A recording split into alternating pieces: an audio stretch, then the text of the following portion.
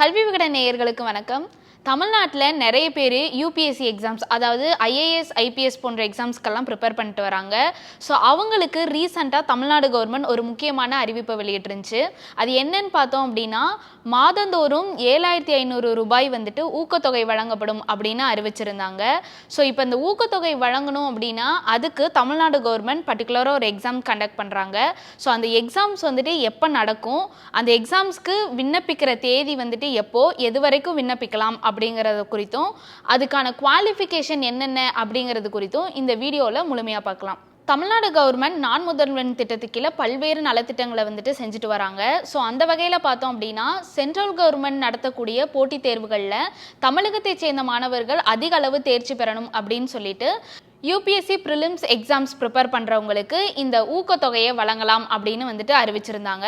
So இந்த அறிவிப்பை பார்த்தோன்னா 2023-24 ஆண்டுக்கான பட்ஜெட் வந்துட்டு வெளியிடும் போது இதை அறிவிச்சிருந்தாங்க. ஸோ அதில் என்ன தெரிவிச்சிருந்தாங்கன்னா, யூபிஎஸ்சி ப்ரிலிம்ஸ் எக்ஸாம் ப்ரிப்பேர் பண்ணுற 1000 மாணவர்களை வந்துட்டு ஒரு எக்ஸாம்ஸ் மூலியமாக தேர்ந்தெடுத்து அவங்களுக்கு இந்த 7,500 ரூபாய் ஊக்கத்தொகையை வந்துட்டு மாதந்தோறும் வழங்கலாம் அப்படின்னு தெரிவிச்சிருந்தாங்க. ஸோ இப்போ அந்த எக்ஸாம்ஸ் எப்போ நடத்தப்படுது அப்படின்னா, செப்டம்பர் 10ஆம் தேதி இந்த எக்ஸாம்ஸ் வந்துட்டு நடத்தப்படுது. ஸோ இந்த எக்ஸாம்ஸ்க்கு இப்போலேருந்தே விண்ணப்பிச்சுக்கலாம். இதோட கடைசி தேதி எப்போன்னு பார்த்தோன்னா ஆகஸ்ட் 17 தான் இதோட கடைசி தேதி. ஸோ அது வரைக்கும் இந்த எக்ஸாம்ஸ்க்காக நீங்கள் விண்ணப்பிச்சுக்கலாம்.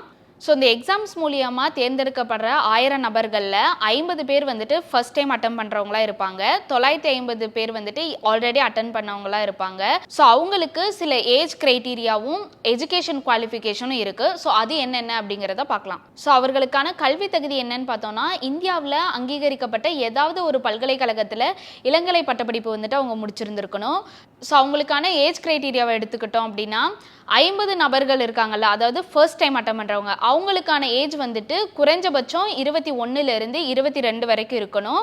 அதுலேயும் குறிப்பாக 1/8/2024 அவங்களோட வயசு வந்துட்டு 22 தாண்டாமல் இருக்கணும். ஸோ இதுதான் அவங்களுக்கான ஏஜ் கிரைட்டீரியா.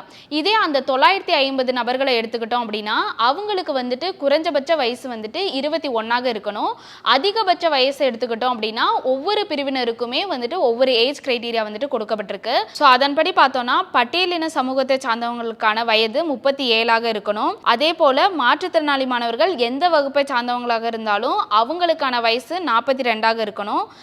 பிற்படுத்தப்பட்டோர் மற்றும் மிகவும் பிற்படுத்தப்பட்டோர் மற்றும் சீர்மரபினர் இந்த கேட்டகரியில் வரக்கூடியவங்களுக்கான ஏஜ் 35 இருக்கணும். பொது பிரிவை சார்ந்தவங்களுக்கான வயது வந்துட்டு 32 இருக்கணும். இந்த எக்ஸாம்ஸை பொறுத்த வரைக்கும் தமிழ்நாட்டில் 38 மாவட்டங்களில் தேர்வு மையங்கள் அமைக்கப்பட இருக்கு.